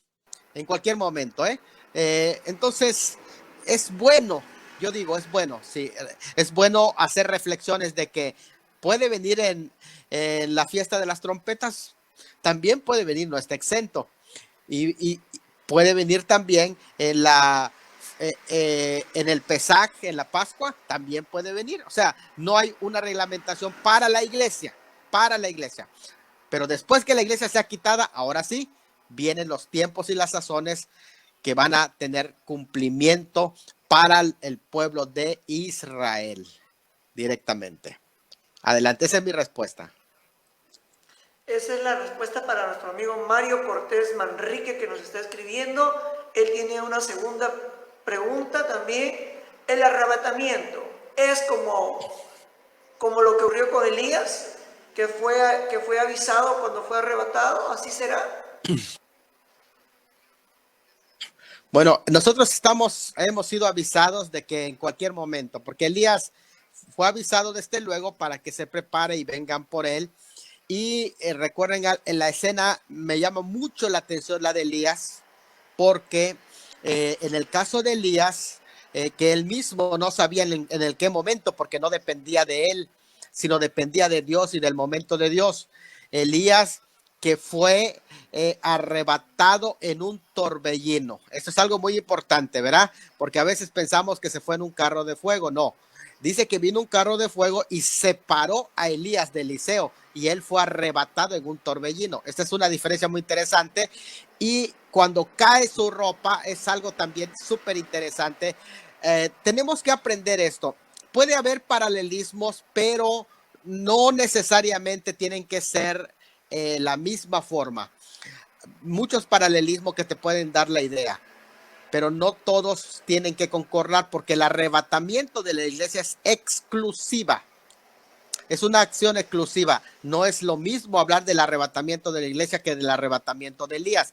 En este caso, por ejemplo, Eliseo se le dijo, si me vieras cuando fuera quitado de ti, y él lo ve el carro de fuego que lo separa y ve cómo es llevado en un torbellino. Ahora, esto es importante porque a diferencia de la iglesia, cuando la iglesia sea arrebatada no será así, será un abrir y cerrar de ojos en el que la gente no se va a dar cuenta. Algunos han deducido, por ejemplo, de ese hecho que como el manto de Elías cayó a tierra y lo toma Eliseo, el manto quedó. Algunos han entendido que así va a ser el arrebatamiento y que tal vez las personas van a dejar su ropa y algunos le empiezan a añadir más, verá que si van a dejar su ropa va a ser como en el caso del Señor Jesucristo, que cuando Él resucita, toma las evidencias de su resurrección, el manto lo dobla y lo deja ya dentro de donde fue sepultado para una evidencia de su resurrección. Y es interesante eso, ¿verdad? Porque es posible que suceda algo parecido, pero también no queda fuera de que puede ser desintegrado con la maravilla de la transformación que va a tener la persona, ¿verdad? Pero cualquiera de las dos posibilidades son interesantes tocar aquí, ¿eh? Así que saludos allá a Mario, le mando saludos desde Cozumel, Mario, y esperamos que esas respuestas puedan ser constructivas para su visión. Ya estamos avisados, estamos alertas y en cualquier momento nos vamos. Así es, amados Adelante. hermanos, hay que estar atentos a buscar más la presencia del Señor, a seguir firmes y adelante, como dice un himno, ¿no? En el himnario pentecostal dice, firmes y adelantes huestes de la fe. Mantengámonos firmes en lo que hemos creído, sigamos creyendo que esta promesa muy pronto se habrá de cumplir. Pero, pastor, hay 3 preguntas más. Yo creo que vamos a avanzar y al finalizar pueda absorber estas 3 preguntas más que se ha realizado el día de hoy. Hay 3 más y alabado sea el nombre de nuestro Dios. Continúe, Pastor Salomón, en la exposición y al terminar exposición lanzamos las 3 preguntas que vienen. Muy bien, vamos okay, pastor, pues, continúe. Estamos en 1 Tesalonicenses capítulo 5, ya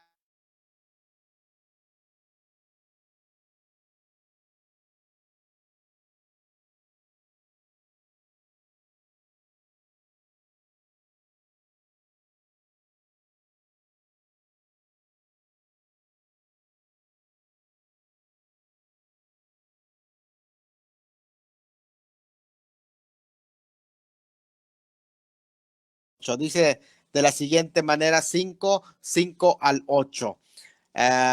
Dice así: porque todos vosotros sois hijos de luz e hijos del día. No somos de la noche ni de las tinieblas. Por tanto, no durmamos como los demás, sino velemos y seamos sobrios. Pues los que duermen de noche duermen, y los que se embriagan de noche se embriagan. Pero nosotros, hermanos, que somos del día, seamos sobrios, habiéndonos vestido con la coraza de fe y amor y con la esperanza de salvación como yelmo. ¿Qué es lo que estamos diciendo? Bueno, que el inciso C o el tercer argumento que usamos es la iglesia no pasa por el periodo de la tribulación porque los juicios caen en un periodo de tinieblas para los que de la noche son de la noche, pero no para los del día. Es decir, la gran tribulación es un periodo de juicio que cae para los que vivirán en el periodo de la noche, pero no para los que viven en el periodo del día. Esto es importantísimo. Cuando vuelvan ustedes a leer este capítulo 5, versículos 5 al 8, se van a dar cuenta que no les cae a los que están de día, les cae a los que están en la noche. Y nosotros no podemos estar en la noche. Ahora, el día del Señor será el día de ira para el mundo perdido. Les vendrá como ladrón en la noche, pero nosotros no somos de la noche, así que no peligramos. A nosotros no va a llegar el día de Cristo, según Primera de Corintios 1:8 habla del día de Cristo, 3:13 habla del día de Cristo, Primera de Corintios 5:5, Segunda de Corintios 1:14, Filipenses 1:6, 2:13, Segunda de Timoteo 1:12 y 4:8 nos habla del día de Cristo. ¿Qué es el día de Cristo? El día de Cristo es el momento cuando viene por su iglesia. No dice la noche de Cristo, ¿eh? El día de Cristo es algo muy importante. ¿Por qué? Porque Él viene en el mismo día de gracia, viene en el día inmediatamente que viene en el día, cae la noche. ¿Por qué? Mire, lo que Pablo está usando acá, y al decir que somos del día, está viendo desde la perspectiva y desde la óptica judía. ¿Cuándo comienza el día en el pueblo de Israel? Comienza a las 6 de la tarde. A las 6 de la tarde, cuando se oculta el sol, ya comienza el día. El día comienza a las 6 de la tarde, es decir, el día comienza con la noche. Cuando la palabra día no es usado para la parte de claridad, sino para todo el periodo que sigue. Así que es el día del Señor comienza, si seguimos la ilustración, a las 6 de la tarde se va el sol y de repente les cae la noche, pero ya es otro día. Pero para eso la iglesia no debe de estar en ese día. ¿Por qué? Porque la iglesia somos de este día, del día de gracia, que termina a las 6 de la tarde. Todavía está el sol. O sea, cuando viene el Señor y lleva a su iglesia, les cae la oscuridad, les cae tinieblas, porque comienza otro periodo de tiempo, otro día. Sí, está explicado esto. Vuelvo a reiterarlo.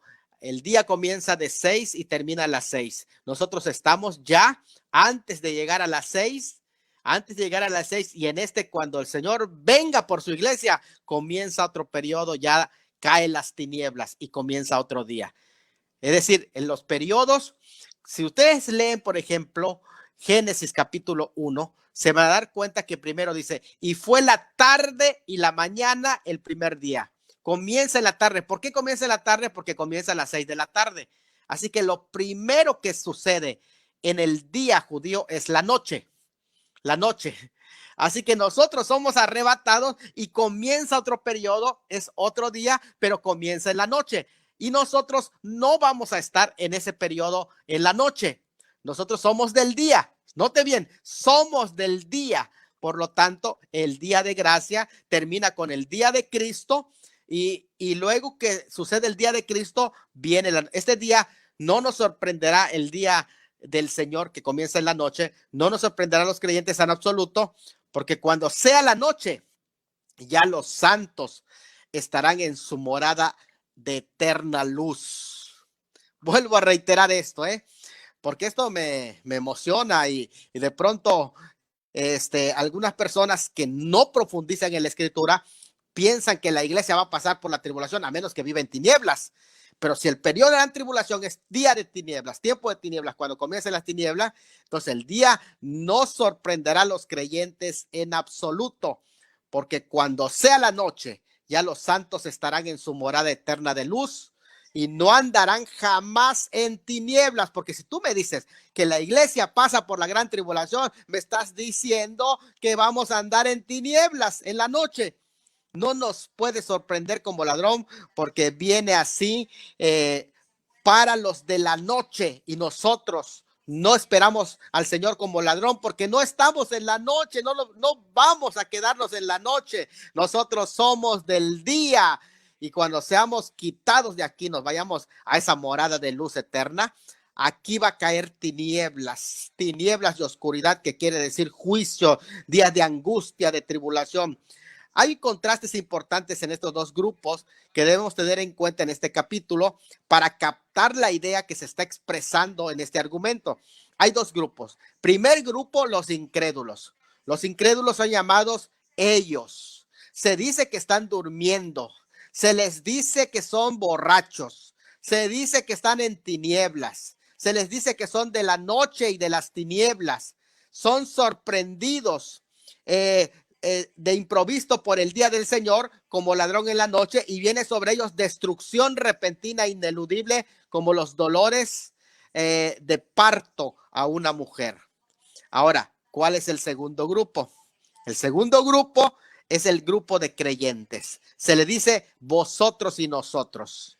No están durmiendo, no borrachos, no en tinieblas. Son hijos de la luz e hijos del día, no sorprendidos por el día del Señor como ladrón en la noche, no puestos para ira, sino para obtener salvación. Note bien esas diferencias. Ahora, ¿por qué quieren causar o poner a los creyentes como si fueran los incrédulos? Los pones en tiniebla, los pones como hijos de ira, los pones en la ira, los pones en la gran tribulación. ¿Por qué? Porque no estás entendiendo lo que Pablo está diciendo al contrastar a los hijos de ira con los hijos de luz.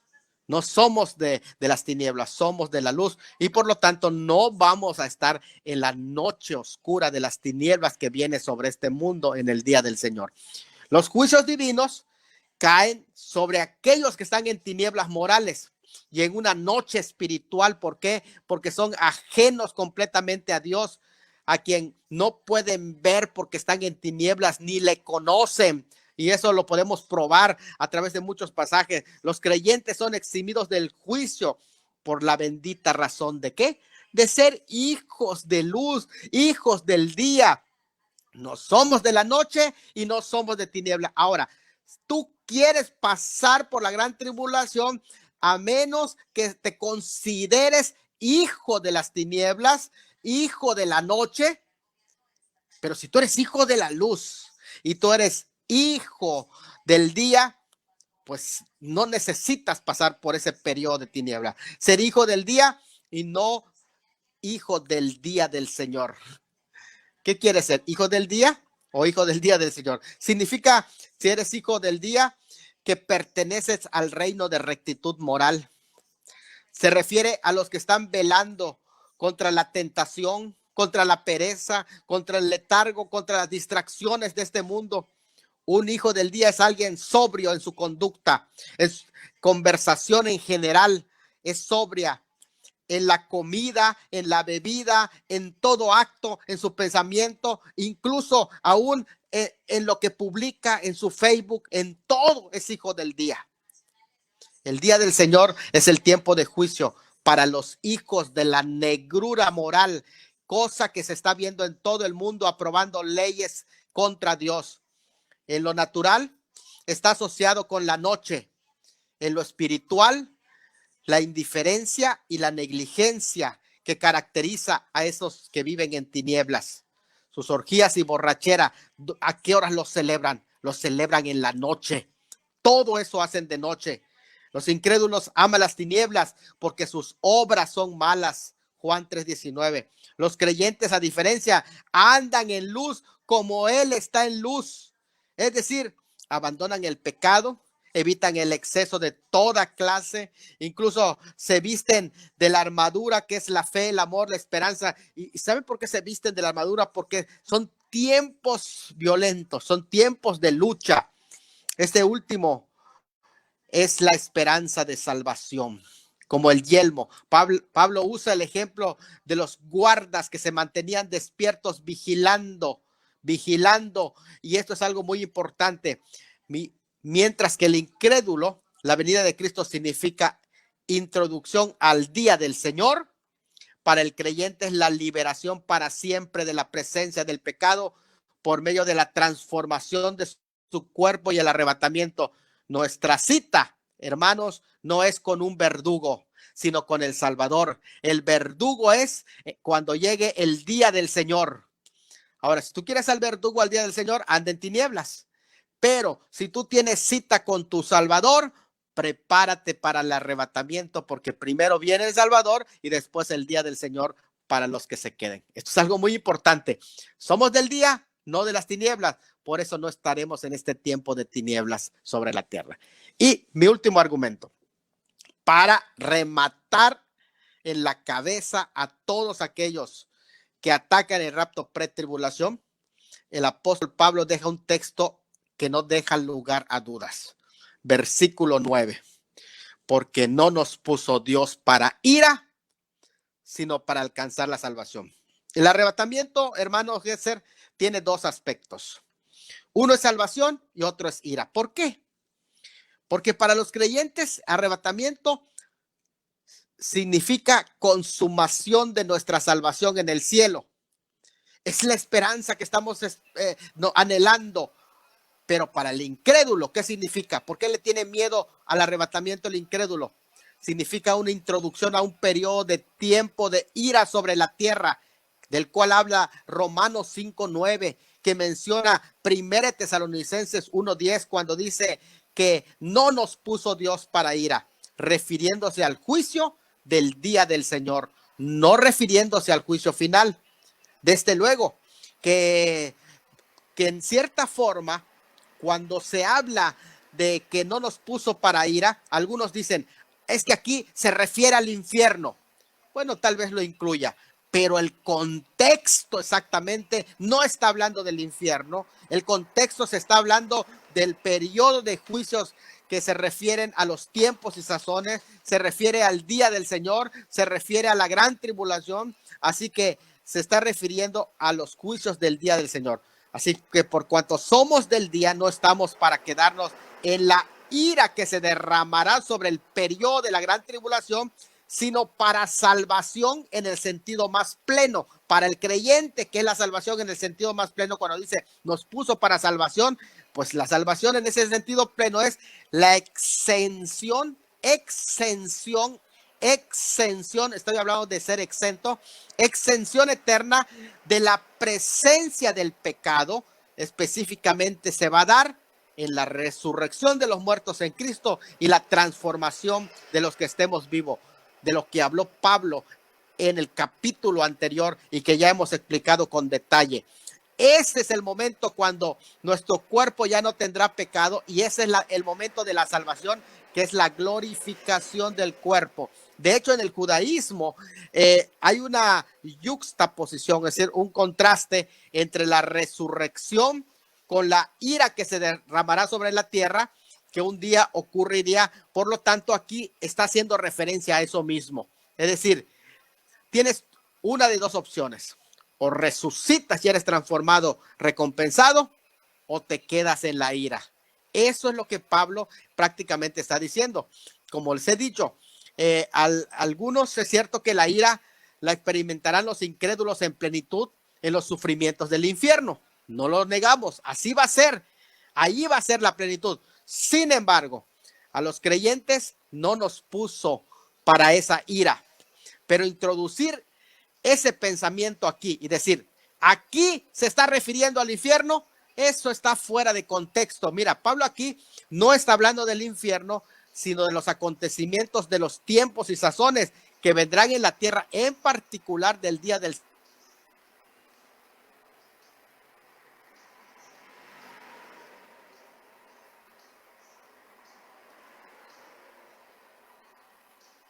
Esperemos unos minutos, amados hermanos, mientras que el pastor Salomón se vuelve a conectar. De la ira del Cordero. Pablo está hablando aquí de la ira del Cordero de Apocalipsis 6, 16 al 17. Pablo está hablando aquí de la ira del Cordero, no del infierno, de la ira del Cordero que menciona Apocalipsis 14, 9 al 10, de la ira del Cordero que se menciona en Apocalipsis 15, 1 y 15, 7, de la ira del Cordero que se menciona en Apocalipsis 16, 1 y 19.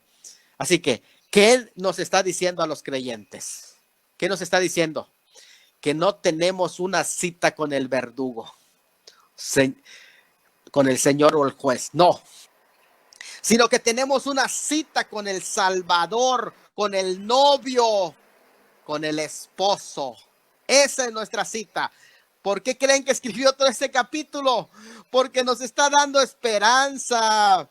La ira a la que se refiere está enmarcada entonces en ese contexto al periodo de la gran tribulación, y de este periodo somos librados. No se refiere a la ira cataclísmica que viene a un pueblo cuando sufre las consecuencias de su extravío, ni al juicio final, pues el contexto es muy claro, porque se refiere a un periodo de destrucción repentina en el cual no escaparán, sino que serán sorprendidos. Y esa destrucción repentina ocurre durante el periodo de la gran tribulación. Incluso el apocaliptismo judío esperaba un fin que sería precedido por señales a los que ellos entendían como el fin cuando acabe la dispersión del pueblo santo y suceda la resurrección de muchos, que dice Daniel 12. Será un tiempo de agonía y de destrucción, describiéndose como el tiempo de dolores de parto. Así se le conoce, y hay muchos pasajes que hablan de eso, pero que antes iba a ser precedida por una falsa paz, y es posible incluso que sobre la Pax Romana estaban entendiendo los primeros cristianos un preludio de lo que es Pax et Securitas, paz y seguridad. Pero el pasaje dice, pero no nos ha puesto, la palabra puesto es, no nos colocó de pie para ira, no nos hizo que nos postremos ante la ira, no nos destinó para la ira. Si me estás diciendo que vamos a pasar por el periodo de la gran tribulación, me estás diciendo que Dios nos destinó para la ira. Dios no nos destinó para esa ira, ni para ninguna ira que incluya un juicio destructor como la destrucción repentina. Así que si tú me dices que la iglesia va a pasar por la gran tribulación, me estás diciendo que le va a caer también la destrucción repentina. Por favor, vamos a ser consecuentes en la interpretación. Pero nos dice que nos destinó para alcanzar salvación, y este aspecto de la salvación es la que contrasta con destrucción repentina y hace referencia a la resurrección y a la glorificación, el cual sucede precisamente en el evento de la parucía llamada Harpazo que hemos ya visto. Por tanto, seremos salvos de la tribulación por medio del Señor Jesucristo, quien viene a sacarnos del escenario, para que así, después de nuestro encuentro con ese Salvador, los que queden aquí sobre la tierra se van a hallar de frente a frente prácticamente con el día del Señor. Adelante, Gesser, si hay preguntas. Sí, pastor, hay dos preguntas más. Creo que con eso, no sé si usted ya terminó su ponencia el día de hoy, no sé. Sí, ya. ¿Terminó? Ah, ok. Sí. Entonces hacemos las preguntas. La primera pregunta es, las señales cósmicas, ¿en qué parte de la cronología de los acontecimientos serán? Muy bien, esa es una formidable pregunta, porque recuerden que abarca el periodo de lo que nosotros entendemos que son los antecedentes de la llegada en gloria del Mesías. Para ubicar las señales cósmicas, nos vamos a ir a Mateo capítulo 24. Quiero que localicen conmigo Mateo 24, porque Mateo 24 presenta las señales cósmicas inmediatamente luego de la gran tribulación.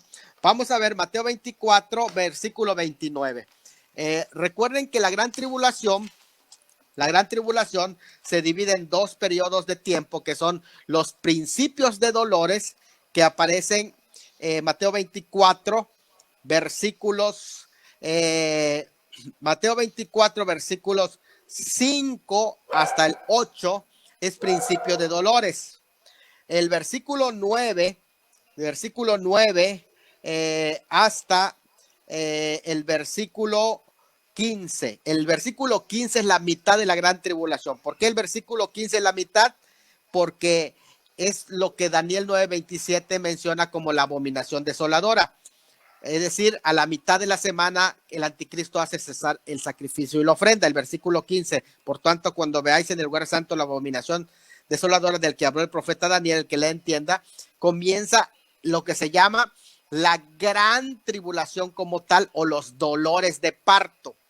Recuerden, los principios de dolores comenzaron antes en la primera parte de la gran tribulación, pero el versículo 15 en adelante hasta lo que se llama el periodo de aflicción, que es hasta el versículo 28, es los dolores de parto. Ese es el periodo de la gran tribulación.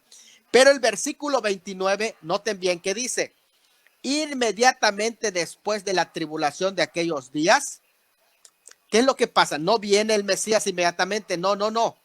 Después del periodo de los dolores de parto, todavía falta un periodo, que son el periodo de las señales cósmicas. Las señales cósmicas se dan después del periodo de dolores de parto, pero antes de la aparición de la señal del Hijo del Hombre. Así que nos damos cuenta en el versículo 29, e inmediatamente después de la tribulación de aquellos días, el sol se oscurecerá, la luna no dará su resplandor, y las estrellas caerán del cielo, y las potencias de los cielos serán conmovidas. Estas es las señales cósmicas. Después de las señales cósmicas, entonces aparecerá la señal del Hijo del Hombre, que es el versículo 30. Entonces se dan cuenta cómo está constituido todo este orden cronológico. Sin embargo, también tenemos que notar que en el capítulo 21 de Lucas hay otro tipo de señales cósmicas. Otro tipo de señales cósmicas que Lucas presenta como características que van a comenzar a suceder antes del periodo de la gran tribulación, que dice cuando estas cosas comiencen a suceder. ¿Cuáles cosas presenta? Allá va dando una lista de señales que anuncian ya o que dan pie para el inicio de las señales de la llegada del periodo de principio de dolores. Así que durante el periodo de la gran tribulación va a ir en aumento. Así que el periodo de gracia va a terminar también con ciertas señales cósmicas. Cuando vamos a buscarlo, Lucas capítulo 21, si quieren buscar conmigo, Lucas capítulo 21, y vamos a leer específicamente el versículo 24. Y caerán a filo de espada, y Jerusalén serán llevados cautivos a todas las naciones, y Jerusalén será hollada por los gentiles hasta que los tiempos de los gentiles se cumplan. Versículo 25. Entonces habrá señales en el sol, en la luna y en las estrellas, y en la tierra angustia de las gentes confundida a causa del bramido del mar y de las olas. Nos damos cuenta que estas señales suceden inmediatamente cuando termina el periodo del hollamiento de Israel, de Jerusalén específicamente, como capital de Jerusalén. Allí es una señales cósmicas también, pero son diferentes. Habrá señales en el sol, en la luna y en las estrellas. Pero no se dan cuenta que allá no dice que caerán, sino se dice que habrá señales en el sol, la luna y las estrellas. Son otro tipo de señales que van a comenzar a suceder inmediatamente antes de la gran tribulación, es decir, al fin del periodo de los gentiles. Así que esto es algo muy interesante que podemos notar. Pero en sí las señales cósmicas que anteceden a la venida del Señor suceden después del periodo de la gran tribulación. Adelante, esperamos que hayamos dejado alguna nota por allá que aclare. Mario Cortés Manrique nos dice, ¿el anticristo se puede hacer en dos fases? ¿Tiene que estar ya en la tierra para que sea el arrebatamiento? Bueno, el personaje sí tiene que estar. De hecho, le dice que ya está en acción el misterio de iniquidad, ya está en acción. Recuerden que como Satanás no sabe el día ni la hora del arrebatamiento de la iglesia, siempre tiene un personaje listo para ocupar el orden mundial, siempre. Pero no puede manifestarse en plenitud hasta que sea quitado de en medio el que lo detiene. Esto es algo muy importante que se tiene que tomar en cuenta. Bueno, pastor, hay otra pregunta más. El día de hoy tenemos problemas con la señal, pastor. Sí. Pero igual seguimos el día de hoy con este programa. Creo que con una última pregunta. Me dice Mario Cortés nuevamente: ¿América está contemplada en la profecía según Apocalipsis 6? ¿O es una pregunta Bueno, que no está bien concretada? No lo sé. no, Es lo que me sí, pregunta Mario. sí entiendo la pregunta. Mucho se ha discutido sobre el papel que va a jugar Estados Unidos. No sabemos exactamente qué es la situación. Sabemos que la profecía toda se enfoca hacia Medio Oriente. En la escritura se menciona que va a ser el escenario que se va a jugar, pero no sabemos qué es lo que pasa si en el sello que se menciona ya en el tercer sello, cuando se dice que una cuarta parte de la población mundial va a desaparecer o va a morir, no sabemos exactamente si es una porción completa o si es seccionado dentro de la población mundial. Algunos dicen que es posible que suceda, que sea un área específica de América. Entonces no sabemos específicamente qué papel va a jugar en ese sentido. Es oscuro, no, la Biblia no da muchos detalles acerca de esta temática. La otra ocasión yo explicaba Isaías capítulo 18. En Isaías capítulo 18 mostraba precisamente lo que ahí se menciona acerca de la profecía para una nación que está más allá de los ríos de Etiopía. Algunos encabezados dicen profecía sobre Etiopía, pero no es tan exacto eso, sino ahí dice precisamente a una nación, a una tierra que está tras los ríos de Etiopía. No dice que es Etiopía exactamente. Y algunos hacen referencia a que se refiere a América y en ese sentido hay ciertas señales que posiblemente sucedan en la primera parte de la gran tribulación para Estados Unidos y es posible también que sirvan como señal para este tiempo. Interesante porque en ese pasaje, precisamente en ese capítulo, dice, hay de la tierra que hace sombra con las alas, y es precisamente de los grandes portaaviones y de una potencia militar de aviación que tienen, que está tras los ríos de Etiopía. La palabra tras los ríos de Etiopía literalmente dice que están más allá de los ríos de Etiopía, o sea, no necesariamente que existía esa nación cuando fue dada, sino que se hace una referencia al punto más lejano en el tiempo del profeta Isaías, que envía mensajeros por el mar y en naves de junco sobre las aguas. Andad mensajeros veloces a la nación de elevada estatura y tez brillante, al pueblo temible desde su principio y después gente fuerte y conquistadora cuya tierra es surcada por ríos. Y algunos entienden también que prácticamente está haciendo referencia al envío de misioneros, porque no está diciendo aquí la palabra ea, hay, no es como un juicio, sino que es un ea, como una llamada de atención, como un foco para esa nación que envió misioneros, mensajeros a todo el mundo. Y parece que hace referencia a los Estados Unidos. De hecho, dice al pueblo temible desde su principio, cuando inició esa nación como una potencia, y después gente fuerte y conquistadora cuya tierra es surcada por ríos, precisamente en los ríos en donde surge el eclipse. Llama la atención, el eclipse del 2017 y que viene el otro de 2024 que va a ser una tau o una cruz en Estados Unidos, como una cruz. En 2024 viene el otro eclipse que está referido para ellos. Vosotros, todos los moradores del mundo y los habitantes de la tierra, cuando se levante bandera en los montes, mirad, en los montes está hablando de una plataforma que se va a levantar cuando haya una toma de protesta de una elección posiblemente, cuando se levante bandera en los montes, mirad, y cuando se toque trompeta, escuchad. Y de hecho, alguna de la palabra toque trompeta, algunos han dicho y referenciado de que trompeta tiene que ver con Trump, con el presidente Trump. Algunos lo han hecho así la referencia, muy interesante, porque Jehová me dijo así: me estaré quieto y los miraré desde mi morada, como sol claro después de la lluvia, como nube de rocío en el calor de siega.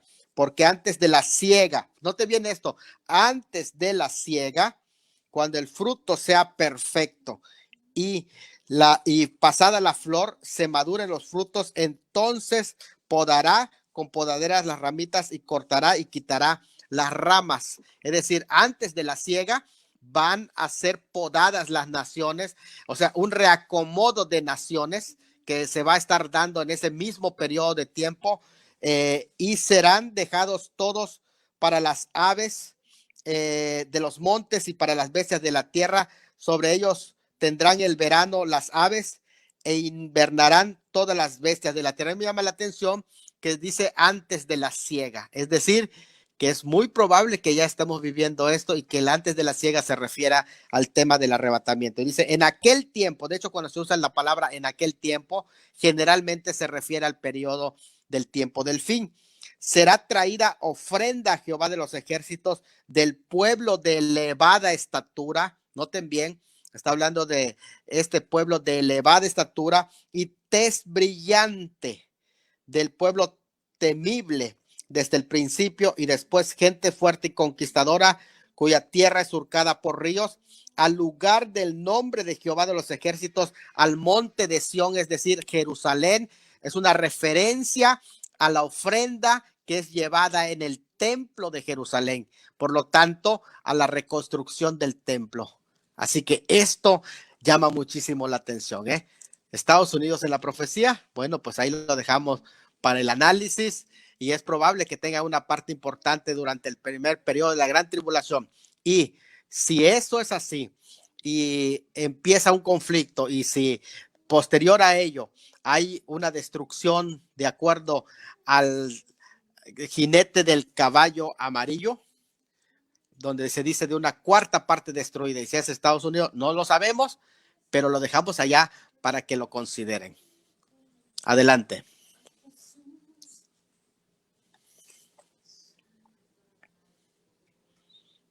No se oye, Gesser. Actívale tu micrófono, porfa. Ya está, hermano. Gracias a Dios por tener a cada uno de mis hermanos que han hecho las preguntas, pastor. De verdad fue reconfortante este tema el día de hoy. Agradecemos desde ya a todos nuestros hermanos que se conectaron. A la verdad fue algo muy bueno lo que hemos aprendido el día de hoy. Usted lo puede volver a revisar el video, puede descargarlo, ponerlo en su perfil de su Facebook personal. Si usted quiere aprender más de la palabra del Señor, entonces no deje de seguir este programa, porque se nos viene un próximo programa, pastor, también esta semana, y creemos que desde ya Dios sigue hablando, y los que se quedaron hasta el final, gloria a Dios y gracias a Dios por todas sus preguntas absueltas el día de hoy. Entonces vamos a orar, pastor. Yo quiero Amén. que se gane esa bendición, pastor Salomón, que usted pueda orar como Amén. siempre, para poder culminar este programa, pastor. Amén. Yo quiero concluir también diciendo lo que el versículo 10 nos dice, que sea que 5:10, 1 Tesalonicenses 5:10, que sea que velemos o que durmamos. Sea que velemos o que durmamos. ¿Qué significa ya esas palabras? Sea que velemos o que durmamos. Es una referencia a lo que en el momento del capítulo 4, cuando habla de los que duermen en el Señor y los que velan, son los que hayan sobrevivido. Significa, sea que hayamos sobrevivido. Y esto me llama mucho la atención. Sea que hayamos sobrevivido, o decir que, o que estemos muertos. Porque eso es estar durmiendo. Dormir es estar muertos. Sea que velemos, sea que hayamos sobrevivido o que estemos muertos. Cuando sea la parucía, no hay diferencia, porque tanto vendrá para los santos que estén vivos y como para los muertos cuando suceda el arrebatamiento.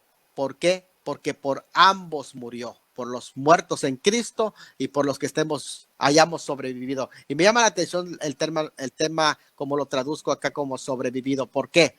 Porque quiere decir que antes del arrebatamiento muchos creyentes iban a morir. ¿Y saben qué ha pasado en esta pandemia?